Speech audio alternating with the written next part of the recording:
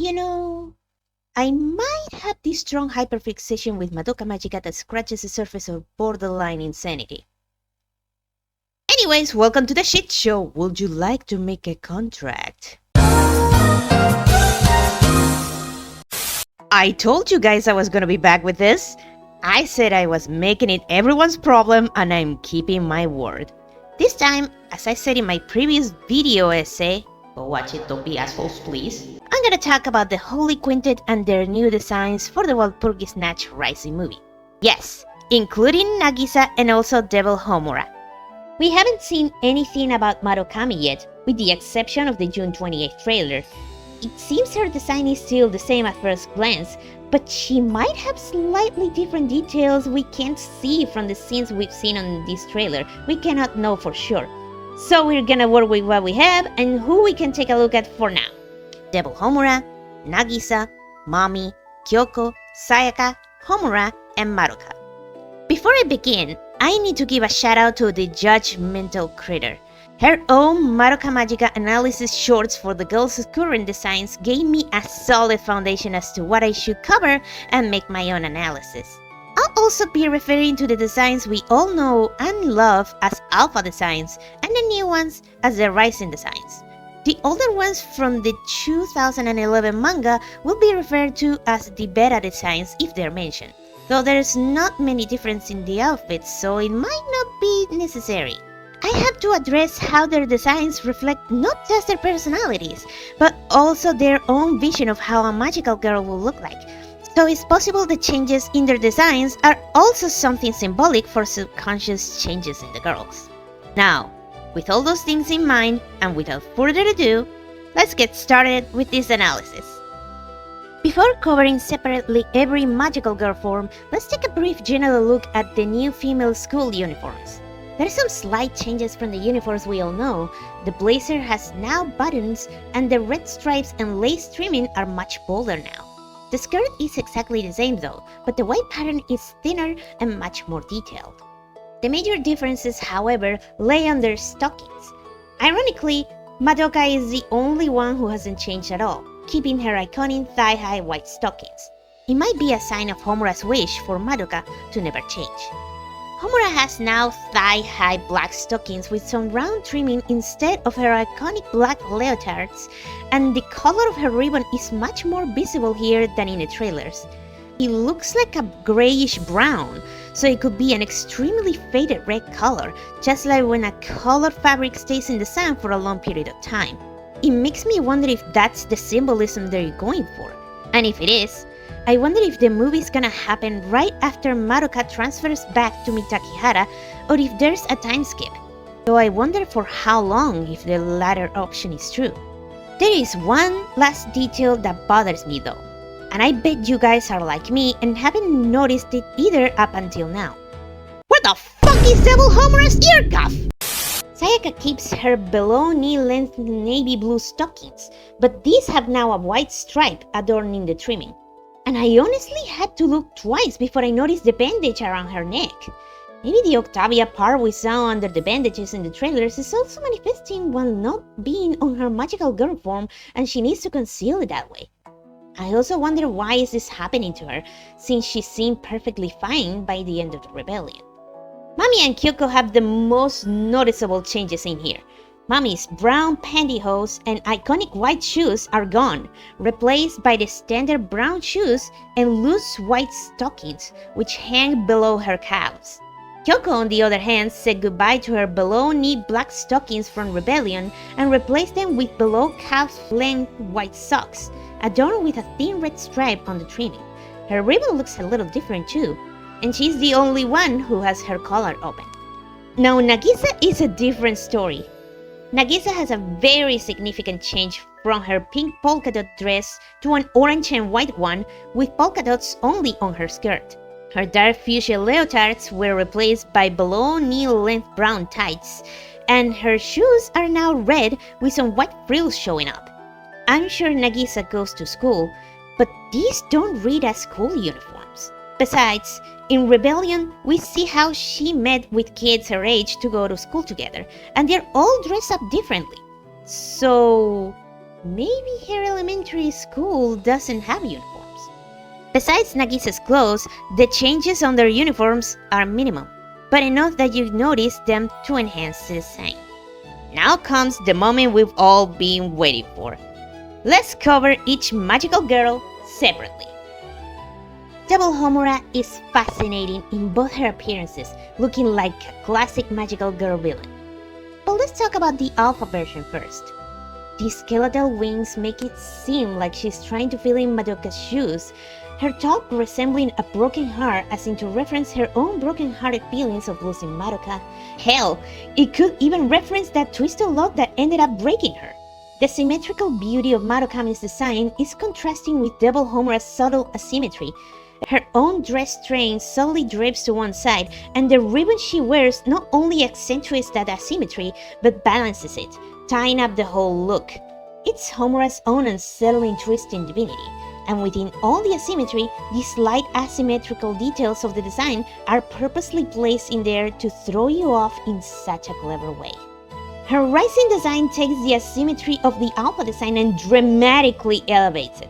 Her ribbon ends are now shorter and thicker, just like Madoka's, but it's also embellished with two thinner and longer extra ends. Besides that, it also has a couple of antenna-looking things sticking out. This could resemble two things. One, the stamens of a red spider lily, since this flower was very present in homology symbolism. Or two, a butterfly's antennas, transforming the whole ribbon into a butterfly, which can reference both her metamorphosis or the butterfly effect of her action and choices. Her hair has also a red strand now. I thought it was because she was wounded at first, but it seems it's not the case. Homura's hair is shown as completely black, so this little trait has to be something characteristic of Double Homura. The long opera gloves are gone, and now her chest, arms, and part of her back are covered with what looks like dark purple see-through fabric, giving the illusion of a purplish gray on plain sight. The train of her dress drapes to the side in a more obvious way, and is significantly longer. Her thigh highs are gone as well, and only a ribbon like red beads wraps around her left leg, while the other has a black ribbon adorning her right ankle. And the most important part of this design, which I think they should have added to the alpha design as well. She's wearing heels now! This queen fucking deserves them! We don't have a full body image of Double Homura on its own like with the Holy Quintet's magical girl forms, but we have enough shots and a whole ass promo poster to piece her whole look together. And it's absolutely stunning. Undoubtedly a 10 out of 10, she did not disappoint. Nagisa's alpha design was really something else. I know she was actually designed after Charlotte was created, and I know she was supposed to look different than the rest of the girls and make her the odd one out in Rebellion since she is a herald of Madokami alongside Sayaka, but I'm honestly not a big fan of it. Sure, it fits her kiddish frame. I like the orange poncho? Yeah, I'm gonna call it a poncho. I love the cat hat, the polka-dotted tights are a nice touch referencing Charlotte, and the suspensors are cute. But the major problem of this design for me is this.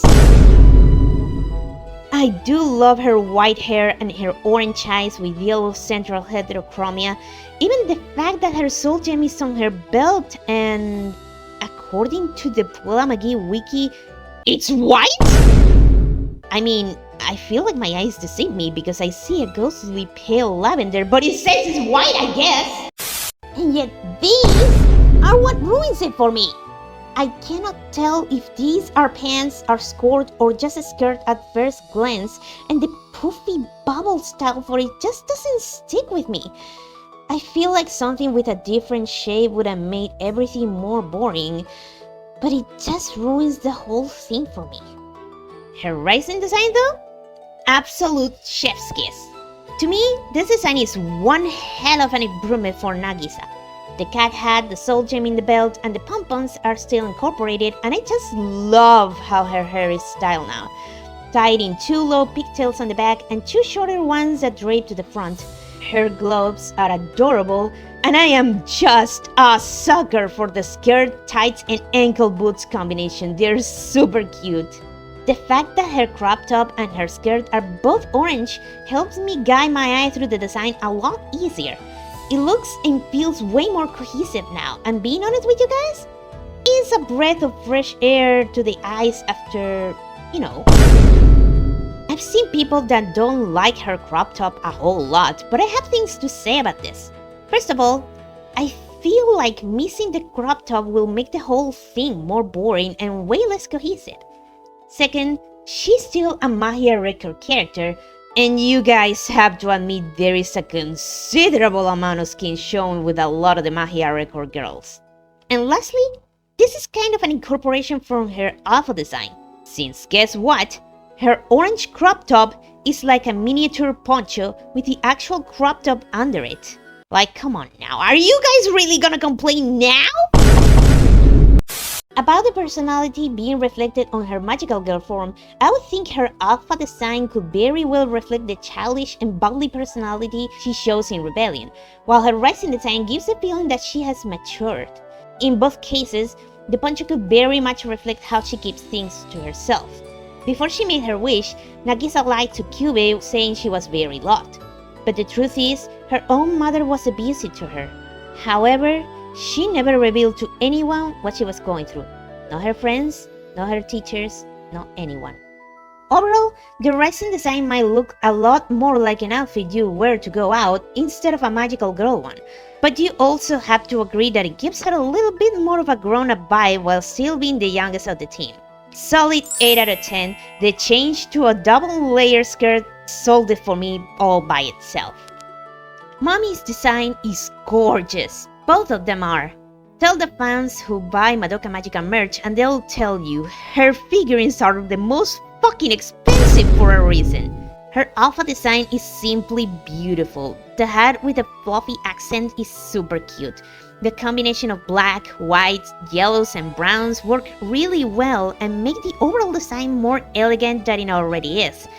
The corset and ribbons give the design a classy, almost Victorian vibe to sum up on the elegance and delicate feel. And yet, her gloves and sleeves combined with her boots and skirt length make it also feel like she's all suited for combat. It feels like her whole design solely references her wish to live on, or more like the acceptance of a life of battle against witches when she made her wish. Because yes, she knew she had to fight witches if she made a contract. And I'm not gonna lie, her design combined with her composed demeanor gives the image of a girl who definitely tells you, don't worry, I got this. And if you know about Mami's past, you know she worked her ass off to own those words. We love hardworking women in this household. It also reflects a little how she was also desperate for a physical connection with the world and her subconscious need to connect with people when she made her own wish. That's why her weapons are ribbons, and I see that being reflected in the binds of her own corset. The only flaw on her design is having her soul gem highlighted with a flower accent to make it more eye-catching to everyone, including foes. But this is not a design flaw per se, this was made on purpose. In the last timeline before Marukami's new laws of the universe, Mami thought a soul gem was just the source of a magical girl's power. She died before knowing they were the little souls of the owners, and when completely tarnished, they turned into grief seeds. And it gives her mature and elegant look a touch of innocence and blissful ignorance. Now, her racing design doesn't have many dramatic changes, but they are indeed noticeable. Everything on her head is still the same. Oh my god, here we go, not the head again! Her corset is smaller and her white top is shorter and open, revealing its layer with a yellow shirt underneath. It gives a feeling that the strong senior facade she had for the others is not that necessary anymore, or maybe that she can rely on them more and be more open about her feelings and worries, even potentially let it loose a bit more. The rest is pretty much the same except for her boots, which, being honest, they feel a little boring to me. I know they'll end up growing on me, but I just find them a little bit too plain. I feel like a couple of small details, like a stripe, some sort of pattern, a small buckle strap, or hell, even ribbons, will make a huge difference and help balance the design a lot more so it doesn't look too busy above and too plain below. What I do like about her boots is that the heels went from short to high. This diva upgraded and joined the prominent heel club with Sayaka, Homura, and Madoka. Overall, the whole essence of Mami is still present in the Rising design, and with the shots we have of her on the trailers, I cannot wait to see how tough she actually is now. Solid 8 out of 10 for this hard-working diva. I'll definitely give her more details to balance everything. I feel like I need to give a warning here because I might be biased, but Kyoko is my favorite of the group, both character and design-wise. Her alpha design is gorgeously put together and reflects the feelings she had when she made her wish in a wonderful way. She loved and admired her father, who was a clergyman. Her devotion to him and what he preached were in her heart when she wished people listened to what he had to say. And her magical girl outfit is basically a sportier version of the coat her father used to wear. The divided sleeves gives it the magical girl flair. Her chest window is purposely designed so it looks like an eye with the soul gem on her chest, giving allusion to her previous illusion magic and her current lattice barrier. The combination of black, red, and white details is really well put together, and the pale red, almost pink skirt combined with the frills of her coat give her design a feminine touch while still feeling tomboyish. And I don't know if you noticed, but besides Mami and Nagisa, for obvious reasons, she's one of the girls who doesn't own a prominent heel, thing that adds up to her tomboyish demeanor and also the conservative vibes of a clergyman's daughter. It's a really fun outfit to look at, especially with movement to appreciate the beautiful flowiness of her coat. However, it makes her other elements stand out even more. Her wild and tameable ponytail, the devilish marks, her pointy fangs, her sharp eye shape. These give the illusion that her whole outfit was made by a more naive version of Kyoko who's been now long forgotten. Or better said, buried deep within herself to avoid getting hurt again. Her Rising design though? I've seen people around who absolutely hate it. And those people might have to fight me and need glasses prescribed. What the fuck, man? She looks gorgeous! Some people said Kyoko looked happy to look a mess while looking at this image. And sadly, I kind of agree just a little bit. Not because the design looks bad, but because that specific image is not flattering at all for her. But take a look at the trailer shots and what do you see? Beauty! Gorgeous! Absolutely stunning! I don't fucking care! I love her body! The changes are small but significant too, especially on her coat. Its end is rounder and slightly longer. Her packed frills have been replaced by wavier ones and small poofy sleeves have been added. Her chest window is wider now, almost looking like a squinting eye or more like a diamond from her lattice barrier. Her boots are not pointy anymore, which is a bit of a shame because I feel they had a lot more character. And her skirt has now a red stripe near the trimming, which adds up complexity since it was absolutely plain before.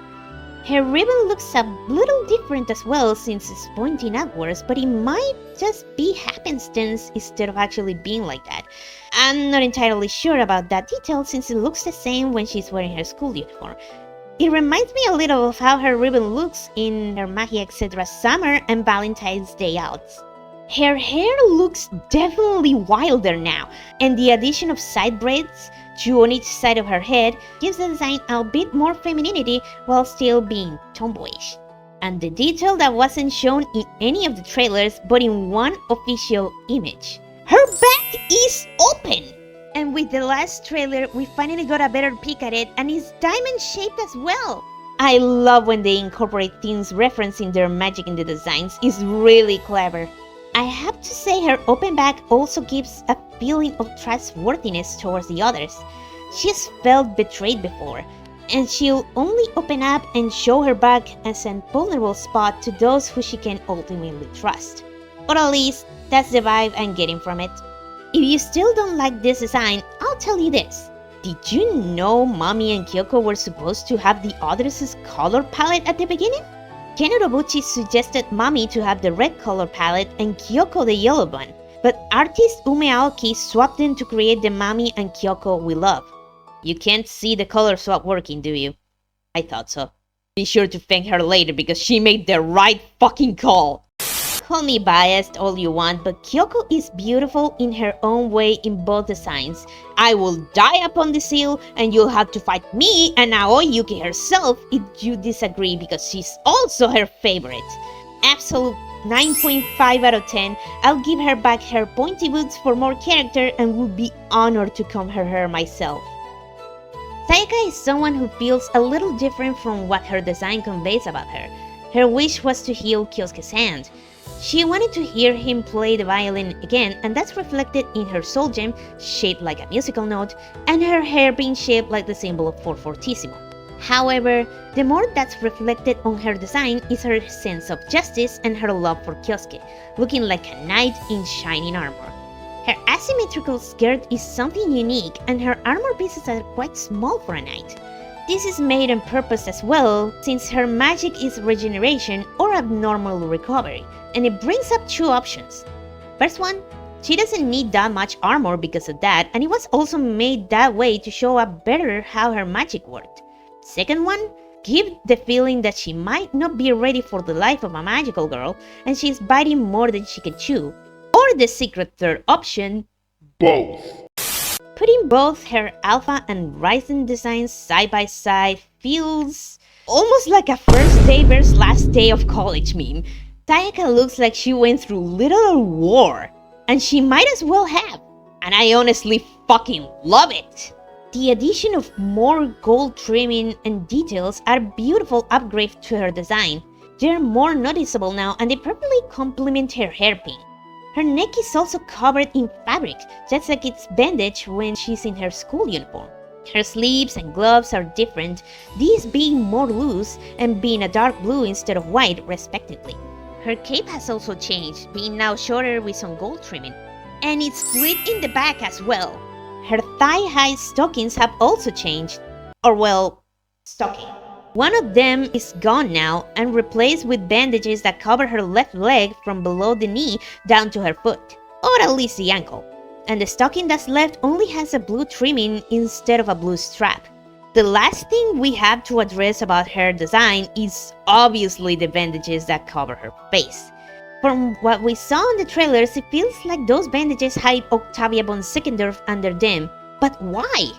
I can only assume her body got, let's say, corrupted somehow, because she looks almost perfectly fine when she's not transformed.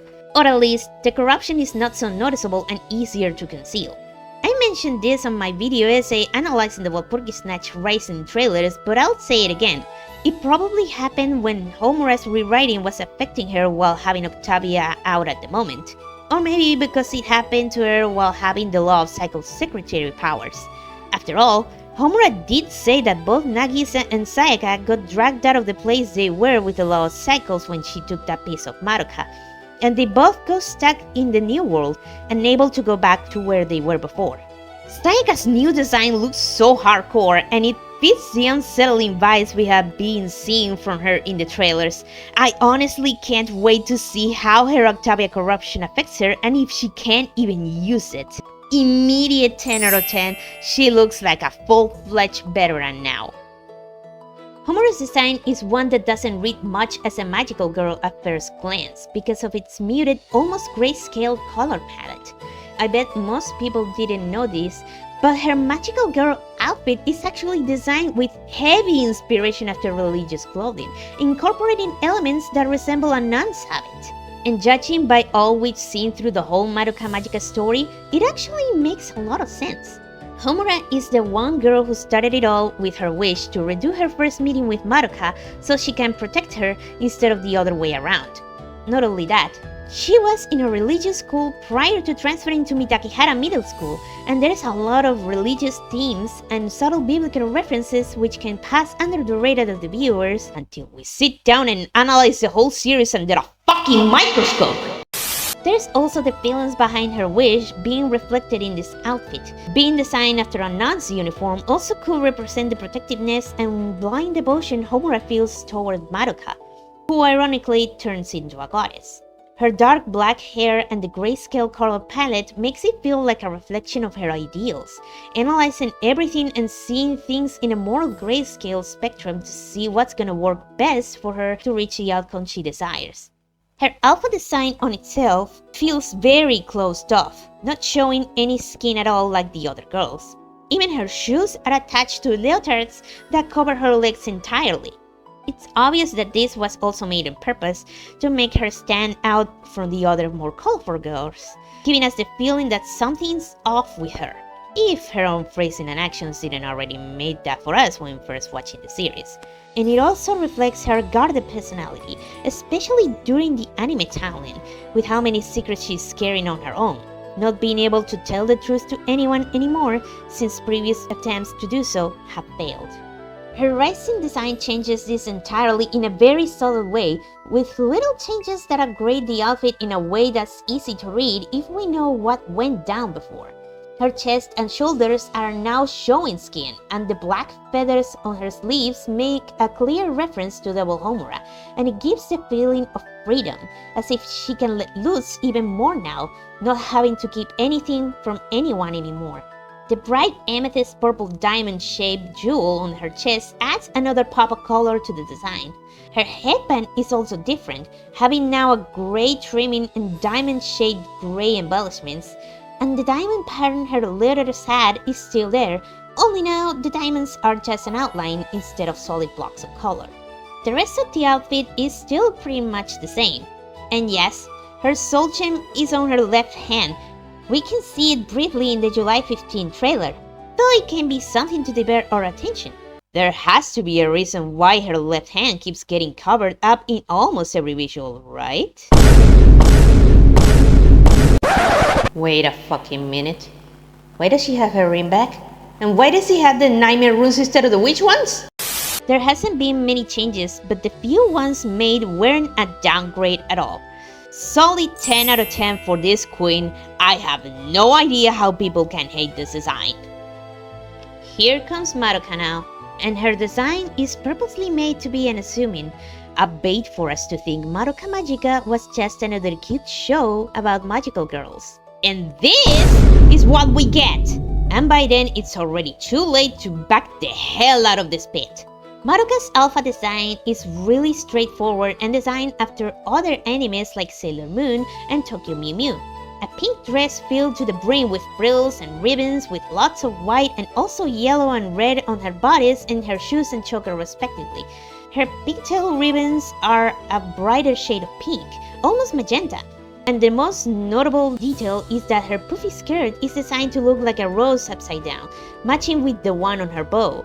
It almost feels like all the ribbons are also holding her back, trying to contain the immense karmic power she possesses. But that's just my own impression here. Her rising design has a lot more details to it while changing others as well. The ribbons she had on her waist were removed and replaced with a big pale pink bow on the back, draping delicately to give the design a sense of flowiness. Her puffy sleeves are separated pieces now, and her chest and back are covered with a white piece. Her pigtail ribbons are a little different since one of the ends is longer than the other, and the ribbons in her gloves are gone. Not just that, the crossing straps on her shoes are gone as well, and the ribbon that ties them up has been moved to the front of the ankles instead of the back. You can also notice there's braids wrapping around her pigtails, which is a really cute detail that gives a bit more complexity to the top of the design. It helps drive your eye upwards since it's one of those details which can't help but catch your eye once you notice it. What I love the most is how layered her skirt is now. The frilly white underlayer is topped with a pale yellow middle layer, color that was in her bodice on the alpha design. Then the external pink layer and topped with a white lace is just chef's kiss. The pink ribbon on her chest ties up the look together, and it makes a really neat reference to Sailor Moon, one of the inspirations for Madoka's design. The most striking details are these. First, her soul gem. It's now placed in the center of this ribbon I just mentioned, but the shape is odd. It was supposed to look like a teardrop, but now we see it's oval-shaped. Maybe it is a fabrication of Homura's new order, giving her a fake soul gem just to sell the fantasy. Since, well, remember Homura only took a tiny piece of Madoka, not the entire thing. So the rest of Madoka's godly essence could be around the universe along with her shooting star soul gem. Second, the gold detail under the soul gem. It kind of looks like a fan upside down or the lower part of a hourglass. And you know what had that shape? The original Cream Hill Gretchen. It can easily be a reference to her witch form or even to Walpurgis Snatch. And the last detail that I know you guys are dying for me to mention, the golden padlock. It is more than obvious what this thing is referencing. Madoka, either being locked away by Homura or locked up inside Madoka so she can't break free and be whole once again. Foreshadowing, where the fuck did you come from? Still an unassuming design, but filled with way more hidden details and references than before. Absolute 12 out of 10, she got extra points for that foreshadowing. Now let's talk about something that affects both the alpha and rising designs of the girls. Well, maybe except for Nagisa. And that is the soul gem placement in their bodies. I don't know about you, but it feels like the Holy Quintet could be tied to a rule I'm about to share as a theory. The way they made their wishes or how their soul is more tied up to a certain part of their bodies. What I'm going to talk about right now is based on my own knowledge and observation of the series. So let me explain this as briefly as I can. Mami's gem is on her head and it's been known she's one of the most analytic members of the team. She is soft-hearted and can get emotional, but she can also be calculating and more than capable of making split-second decisions. Remember the killing spree of episode 10? The one from the third timeline? That was no random trigger pulling. She formulated a plan in seconds. She binded Homura, the time manipulator, so she couldn't use her magic, and killed Kyoko first, the group's strongest fighter, leaving Madoka for last because she was the least likely to resist. The only flaw in her plan was underestimating Madoka. She's definitely a researcher and intel gatherer, and she knows how to use that information to her advantage. Sayaka's gem is on her navel, and she also seems to be a very intuitive person, trusting her instincts all the time, even if she's wrong. Not only that, she's also a really brave girl, even if that bravery sometimes falls into recklessness. I'm pretty sure you've heard about trusting your gut or someone having guts to do something. Well, that's exactly what Sayaka does. She is also in love with Kyosuke Kamijo, but I think that's an element that doesn't affect this case. Madoka and Kyoko both have their gems on their chest. They both follow their hearts, even if it seems like they do so in a different way from the other. Madoka gets emotional really easily and worries a lot about her friends and family. She deeply loves them and has a desire to be useful for those people and wishes for them to be happy. Kyoko, on the other hand, doesn't show it that easily. After her family's death, she became detached from everyone, doing her own thing and being alone. She felt like she betrayed her father with her wish, even if she made it out of love for her family. But the events that follow made Kyoko believe that she condemned her family by imposing her own selfish wish on them instead of listening to what they wanted, even if making that wish was to save them from starving to death. However, it's obvious that she's still capable of caring about others. Even when she avoided getting attached to not get hurt again, she still wanted to help Sayaka out because they both walked a similar path. And even after Sayaka became a witch, Kyoko wanted to try and save her, as far as to shatter her own soul gem to not leave her all alone. I can also tell you that she's somewhat romantic deep down. She used to love stories where love and courage triumph overall. That even inspired her to become a magical girl. Absolutely not a cheesy girl, but definitely romantic. Madoka and Kyoko are both bleeding hearts deep down. They both made their wishes out of love, but they both share a difference. Madoka's love comes from all the kindness in her heart, while Kyoko's comes from a place of pure devotion. Homura is a tricky one. Her gem is on the back of her left hand, but thinking about it, maybe the symbolism isn't that far we can't identify it. Her connection to religion can be symbolized there since people put their hands together to pray. It could also symbolize her devotion and admiration for Madoka, as if she was trying to chase or even grasp something or someone that's out of her reach. But the one option that makes the most sense to me is her own desire to do something with her own hands. Homura could have easily wished to bring Madoka back to life. Instead, she wished to redo everything so she could protect her herself. She definitely applied the saying, if you want something done, you must do it yourself. I feel like this theory fits the Holy Quintet really well, since it also matches with their personalities. I could be wrong, very spot on, or just overanalyzing this, but then again, this is just my own theory. And that's all for today, my cosmic chicken nuggets. I hope you enjoyed hearing me yap non-stop about Madoka Magica for the second time now. Or more like for the third time. Thanks for that last trailer, Aniplex! The hype for the movie is real and my love for this franchise is too intense not to do so. Again, big shout out to the judgmental critter. Her shorts were a big research source and a solid foundation for this. Give me a like if you like this video, drop a sub if you want to see more of my other content, and if you have your own opinions about any of the Holy Quintet's design, let me know in the comments. Do you agree with me? Did I miss anything? Am I wrong on certain details, or do you have a different opinion? Or have I changed your mind? I love to hear you out. I'll see you on the next one, and until then, bye bye!